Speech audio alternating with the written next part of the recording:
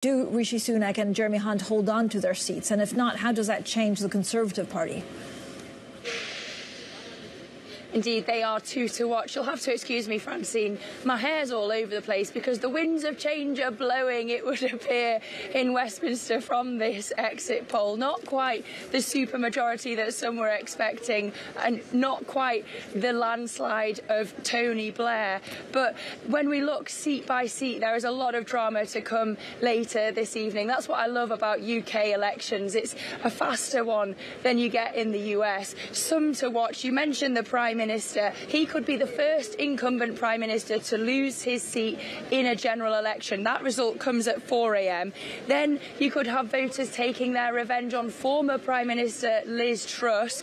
Her result comes at 5:30 a.m. And at 3:30 a.m. we've got a raft of others. You've got Grant Shapps, the Defence Secretary, Penny Mordaunt, whose dreams of taking over as Conservative leader could be completely dented if she loses her seat. And you mentioned as well the Chancellor Jeremy Hunt. He's got a real threat from the Liberal Democrats that he's going to have to fend off as well. Lizzy, the pound for the moment is pretty steady as, again, Labour is projected to win the UK election. 13 seats, if they go to reform, how does it change policy in Parliament? Does it influence Labour in any way?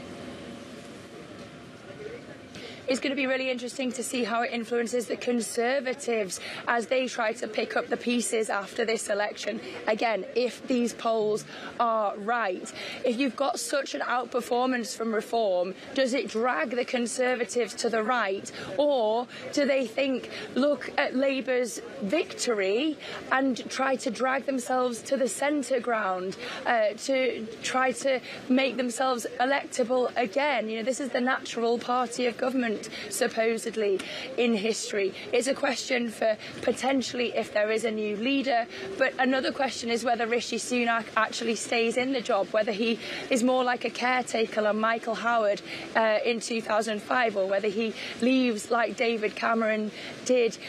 Does he get on the first flight to California? But you mentioned the market reaction. I think the reason that you're not seeing much of a reaction is because this has been very, very well priced in. Lots of guests coming on Bloomberg TV telling us that they're extremely relaxed about a Labour government.